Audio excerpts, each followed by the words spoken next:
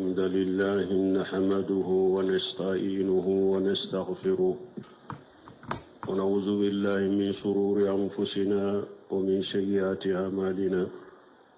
من يهديه الله فلا مضل له ومن يضلل فلا هادي له وأشهد أن لا إله إلا الله وحده لا شريك له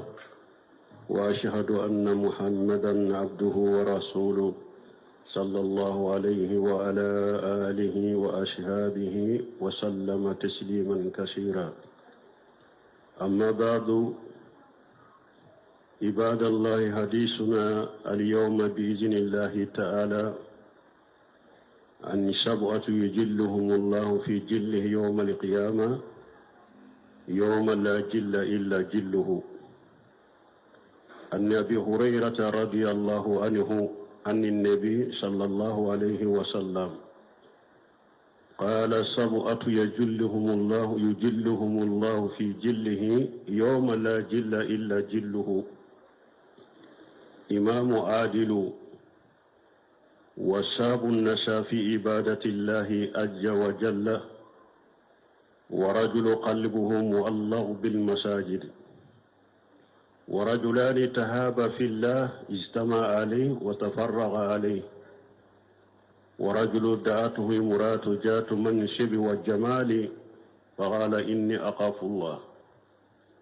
ورجل تصدق بصدقة فأخفاها حتى لا تعلم شماله ما تنفق يمينه، ورجل ذكر الله خاليا ففادت عيناه. متفق عليه. ambe Allah tanu amba demenyini amba yafadeli amba nyini ala fa kan kisi kabonyi rukuntoro manan kabara jugu ni alay jomin kanda wode kanda bagay ni alay jomin fili kanda bagate sorola ambe sereya ma site minni bato ciala makkaka ni ala kelempewte je ñogonte alala ambe sharia muhammad wala ka jon wala ka cidendo kisini nema baka anaka dunkew anaka sabaw ala ku kisi min ka chakosobe no temina ka boy ala ka jo bi anka kuma be minka mogo wolon fula ala budo ka suma kono qiyamah do don min ni sumate ni ala yere ka suma dilalente. Anana Abu Hurairah ta ka hadisa la kabon nabi nyuma makisini nema baka ako jama kulu wolon fula be mo wolon fula be ala budo ka suma koro don min ni sumate ni ala yere ka sumate nyema tilele demiseni milla mona bato kono ani mogo min dusukundi lo lembe misiru kono ani mogo fula min ye ɲɔgɔn kanu ala kama ani mogo min muso ya wele kana yɛrɛ ma muso min ye danbe tigi ye muso min cɛ ka ɲe a ko ne bɛ sira la ɲe ani mogo min ye sadakati bɔ k'a dogo hari kini ye min bɔ noma ma bɔ a kalama ani mogo min kele ale ayala kosuma ka qur'ana kala akasira ni hadisi bukhari muslimi benaka karamullahi washi'u wa fadluhu azim wa li'aqiratu lilladhina la yuriduna wuluwa fil ardi wala fasada wa li'aqibatu lilmuttaqin. balmo alaka fasamantiya yurwalendo alaka fasamantiya kabo la garabe ke mogo deye mogo munu ma yere korota ani tinyali numo lanyini dugu koloka ko laba o be ala ɲɛ serenya bogo laban ko ɲuma a be ala ɲɛ serenya bagaw de balimaw qiyama kene ka hadamadenw be san ba biru dɔ kɛ joli la qiyama kene kan san ba bi 5 tile be surunya hadamadenw ma 1000 doko kale kala doko nyata hake hadama de umbe woshi doka woshi jibu ka alikaba kuru fulala doka woshi jibu kumbelela doka woshi bimu ka chamanchala do tabu kankoro do tabu dakono do yerebe tunu ka woshi jikono dondo dommin kagele me wodo ciiden ko mogo wolon fulate nin do ingeleya mogo wolon fula auto oye tilete awsoro abi ala yere kasuma diralen ko o mogo wolon fula afolo ye munye imamu adilu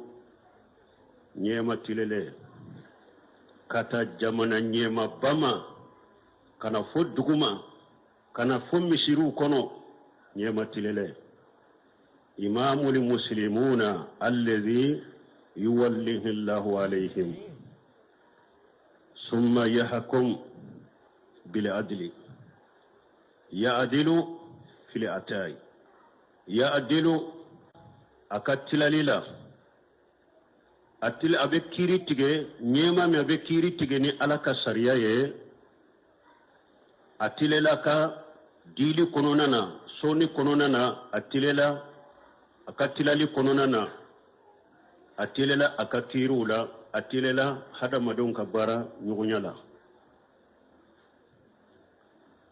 abe sharia tige ni alaka sharia abe tugu ciren ka sunna ko isini nema baka abe mugonya marani nyumaye abo mugo fatanya kabo jugumama abe alaka dina ni alaka sharia aba gaseshigi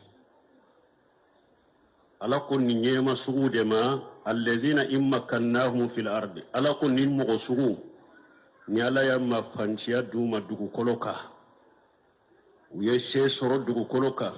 uye nyema ya soro dugu koloka immakannahum fil ardi nu ye sabati soro dugu koloka nyuman soro ika jamana kono iba soro ika dugu kono iba soro ika mishiru kono balma folo yen ninde munum bedo alaka suma koro harisa wurela lako innal muqsitina ala manabir min nuri an yamin arrahman wa kila yadatahu yaminu alladhina kanu yadiluna fi hukmihim wa ahlihim wa ma wallu alako akomo gotilelew ube manaru deka manaru min dilalani noroye alaka kinila ala bolo fula be kini ulu ye mogode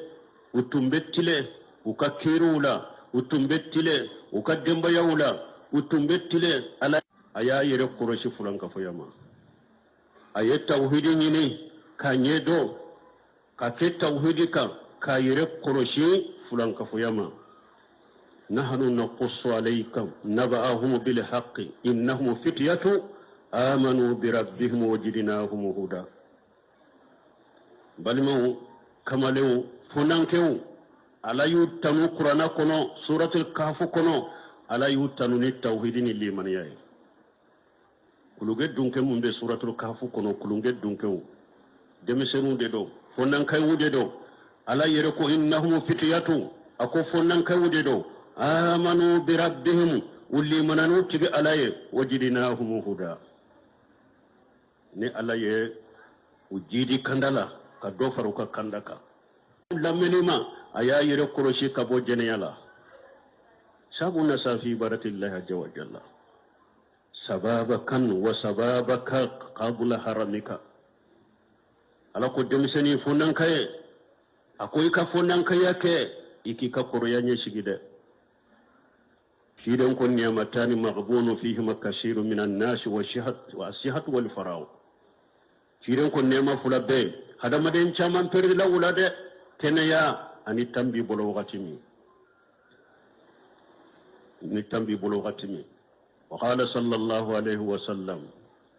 lan tajulu qadama abudi yawm al-qiyamati hatta yush'ala an ardi عن أمره فيما أفناه وعن علمه فيما فعل فيه كيشيلا ci hakke min dirima i shiba muna i shiba la soso de lawa i shiba la kuta de lawa ala bi nyinin kan ni nade de ni nyekelenye fulana doni min dirima ibe nyinin ka ala yem min ke ika doni la ika doni ye barake na yewa i ala bato na yewa ube doni min dirima ye ala soso na yewa ika doni ya ke dusukun kasa ya ke ni dusukun kala shi yewa ube yi ke doni ke ni yere jirade inye fulana ibe nyinin kala ibe nyinin kai kan na folola ikan na folo ya soro chogodi ya baraka soro chogodi ya bara halal ya soro halala de lawa ube ya asoro haramu de lawa ibe nyinin kai ya adonyoro la ya na fakati halala de lawa ya na fakati hadisa kono parce que akacha fonnan kay chaman be finye de ba nuna fonnan kay wakati la wala nim fonnan kay min serala ka yere mina ka yere boshi jema ka yere di alama ka labato ika fonnan kay ala ninde mo fulana ibe ala ka suman koro la gara ni fulana sabana warajulu qalbuhu mu'allaq bil masajid aniche min disukun dilo lembe misirula misirim matarafa baga jama salli baga jamate salla ko ni darurate fi buyuti ajina Allahu an turfa wa yuzkara fiha ismuhu wa kala subhanallahi fo sonu nun kono sogoma ani ulafe ala ko cewdo be rijal misiri martarafa bagala yere koyma ko ce rijal ala ko cewdo be ce munu nyes jagoye sanni fere ate ulu sugula kabo sallima atu sugula kabo jikiruma ube sira donye dommi niddu sukumbe yelema kono rijalu la tulhihim tijaratu wala bay jago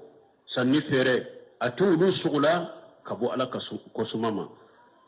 atu sugula kabo salli natima atu sugula kabo jakaboma ube sira donye dommi niddu sukumbe yelema kono ka ke doro ala bi garjage ataharajate إنما يأمر مساجد الله من آمن بالله واليوم الآخر وأقام الصلاة وآتى الزكاة ولم يخش إلا الله فعسى أولئك أن يكونوا من المهتدين. ألكم مغود بألك مسيروا مترفا مغمون لمن عليه أن يدول ثبا ويسلنا تاتولا ويجاك بو كاجا كان كدي مغمونما ألكوا الدولا نونم بك كان بغويه. قال صلى الله عليه وسلم من قضى إلى المسجد أو راها أعد الله له ندلا في الجنة كلما قادا أو راها كيدونكم مغوم وصغما يتارى مسيرلا ولا في يبتارى مسيرلا سلوغتولا أكو يتاوتا مسيرولا على بدنا فند ولا بيا كو على يغارانتي تا مغويه مغم من كسو كيرا مسيريه على يغارانتي تا كل فيها بي نيما بي لاغرا كو على بي مسيراتوكا kata alaka jemma kata jannama misiri tabaga ala ye ningaranti taye ko abitte misiratuka kata alaka ni wa jemma kata jannama wa rajulu qalbuhu mu'allaq bil masajid aya janto misirula janko misiri sigi bagawo aya janto misirula akam misiru kanu aw dusukun kono kuma minun be fo misiru kono aku kanu salli wala min be kam misiru la aku kanu wajulu minun be kam misiru mu korola aku kanu aw dusukun kono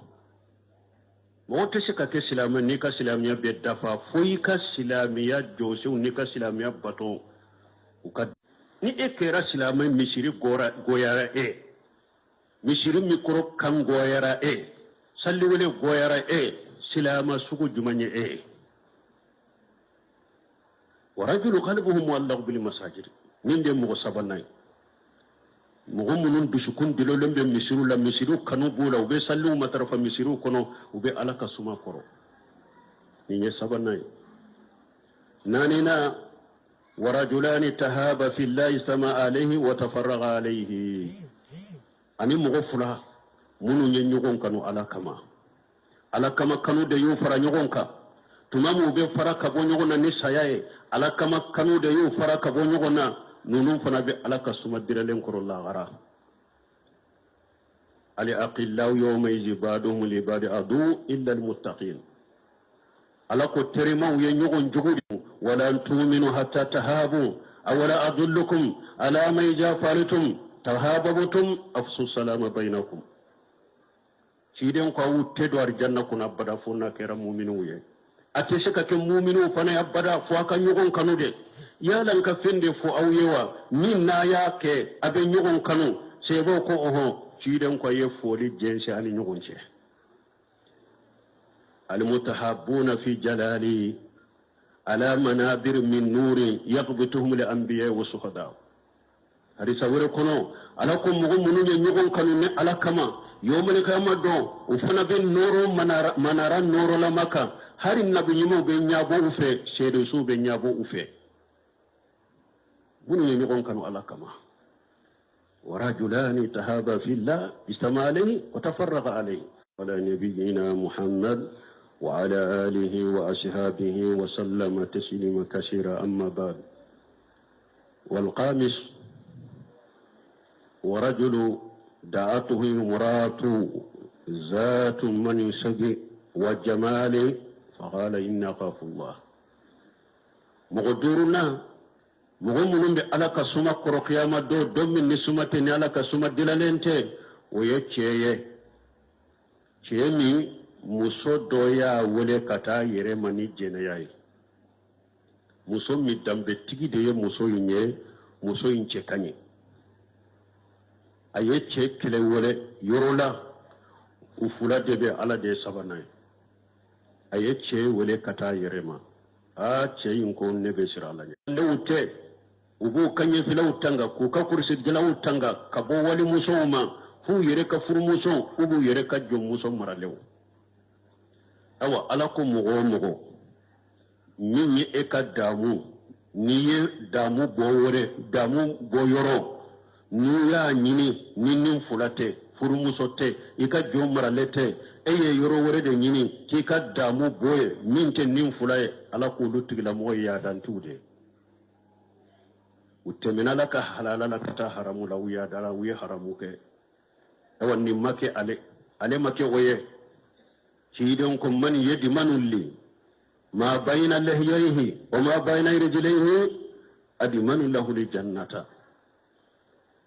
أرواه أن جاب الله من الشيصدو دو بيبدي يرد تيغا كما والمسو كما ورد بيبو أكما تلفوني دي بيفا والمسو فتو لا ولا جلي تلفوني دي بيفا والمسو كفتو لنقلو لا ولا جلي ebe mi ni hadisa kono ebe min ni hadisa kono emi be nafolo bo akama ki ka credit akama eri kele 30 minutes wali muso kuma nyogonya ni damu nyine na ka kuma ebe chogode ni hadisa kono ninde mugo doro nay chemi muso ya wole dambe tigido muso min che kany akonne be sirala je nimbe alaka su be sarakati di mugo min ba kini boloma la abe sarakati doma mugo min ba numa mbolo iti har bo kalam na ba duko wama anfaqtum min shay fa huwa yughlifuhu wa huwa khairu raziqin ala ko bin nafaqati na go nafaqati ne ala be tembila nola be do bila nola ala de garjadi kala nyumaye in tubudu sadaqati faniyamahi in tubudu sadaqati aw tughfuha faniyamahi wa in tubudu sadaqati faniyamahi wa in tughfuha wa tutuha al-fuqara fa huwa khairul lakum wa yukaffiru ankum min shay'atikum wallahu bima ta'maluna khabir ala ko na yesraqati bange ka bo tantu disukun kala silendo akanyi fentala de mi akoni sarakati dogo ka bo ka dogo ka di fantamma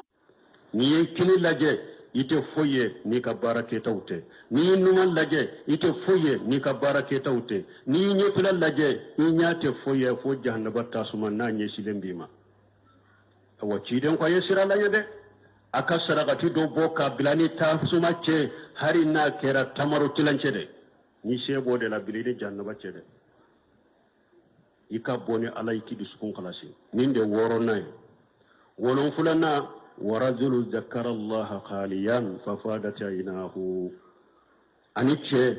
akelembe yoro la jikru fule jumaye qur'ana